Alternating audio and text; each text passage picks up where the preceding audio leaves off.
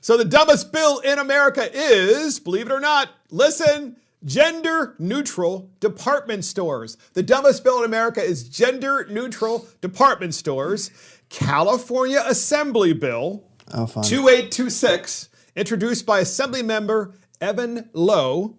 And here is what it says. It says, a retail department store shall maintain one undivided area of its sales floor where it sells child care articles, all child care articles, regardless of whether a particular item has traditionally been marketed for either girls or boys, and they shall be displayed. A retail department store shall maintain one undivided area of its floor where it sells children's clothing, all clothing for children, regardless of whether a particular item has traditionally been marketed to either girls or boys, and it shall also be displayed. A retail department store, this is right from the bill, guys, shall maintain one undivided area of its sales floor where it sells toys, all toys, regardless of whether a particular item has traditionally been marketed to either boys or girls. And this section shall apply only, and this bill shall apply only to retail department stores with at least 500 or more employees.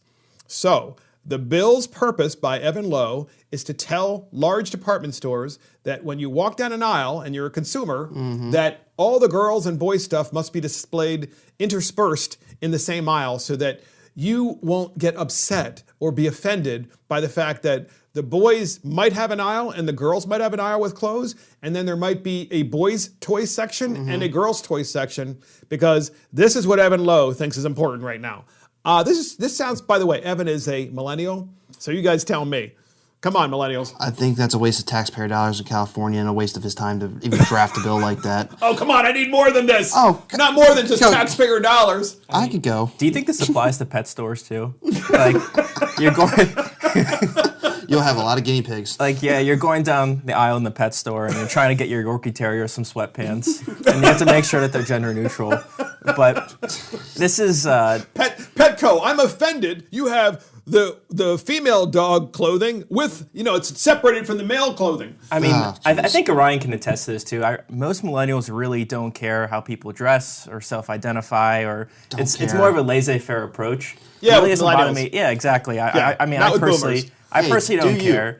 And if there's specific gender-neutral clothing that a store wants to sell, then good for them. They might be serving an underserved market. Yeah. But you can't force companies to do as you please just because obviously when it's virtue signaling, it just fits your narrative. And I don't think he's asking the department stores to supply gender-neutral clothing. I think he's asking boy clothes, traditionally boy clothes. But that's always the next step. Yeah, it's like, the question is there gender-neutral? There probably is. It's probably like non-conforming features that are cut different ways so they don't hug on any curves or any body parts, basically. I'm just saying that's what gender neutral is. You're not trying to show what you're But we're going to make businesses. We're going to make businesses not market the way they want to market or sell the way they want to sell because one person is offended. I mean, don't go in. Here's an idea. Here's a boomer idea. Don't go into the store if you don't like it. Go to another store. I mean, so by the way, Assemblymember Evan Lowe did a TEDx Presidio. So I looked up what a TEDx, I know what a TEDx is, a TED Talk, but the TEDx Presidio says as follows. It will bring together some of the brightest thought leaders in business, like this guy's a real businessman, who are helping shape the future of their sectors, harnessing the power of markets, creating opportunity for people to improve their lives, and creating real-world change on a large scale. These market movers are setting a new bar and make the case that good business can change the world. This is what Evan Lowe is speaking at. He's speaking at one of these things. We have a clip of Evan Lowe, and here he is. Jurisdiction is the banning of single-use bags or plastic bags. We've already seen in some jurisdictions the banning of polystyrene or that of styrofoam. In New York, some places now are even thinking about banning big gulps in 7-Elevens. And they're actually talking about banning Happy Meals at fast food restaurants. Because why? Why would government try to intervene in society like that, in a private market? Because good faith effort is not being demonstrated amongst each other, not with each other, and with our environment. And that's what's so critical in this new day and age. No one wants government to meddle and get involved. We politicians like to be liked.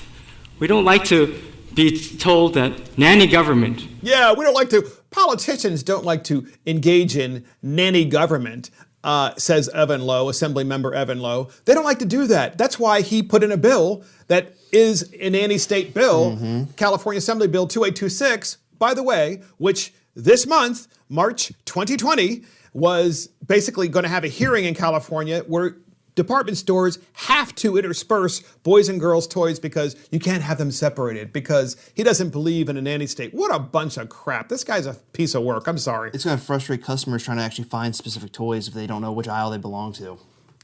They just shouldn't go there. But unfortunately, you know, if it's the law, you don't have a choice, right? It's a statewide law if it were to pass. But it's going to affect the big department stores, which most people go to. Yeah, certainly. I mean, like Walmart, Walmart would have, you know, you would think more than 500 employees. I would say Toys R Us, but depends on what they mean. Is it 500 employees per store or 500 employees per company? I would think company. One would think. Go ahead, Sam. Thoughts on this? It reminds me of the Penn and Teller Magic Act, where, you know, Penn is this vocal, bombastic guy, and he's saying, oh, we're not going to ban anything. You know, we're going to keep everything the status quo. And meanwhile, Teller behind the scenes is stealing everyone's big gulp.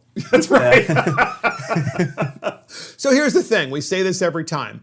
You don't ban, you innovate, right? If you want innovation ideas. But this bill isn't about innovation. This bill is about political correctness and Evan Lowe's own political, you know, ideology, which I'm sorry, is not mainstream at all. And by mainstream, I mean the idea that you can't have boys and you can't have girls.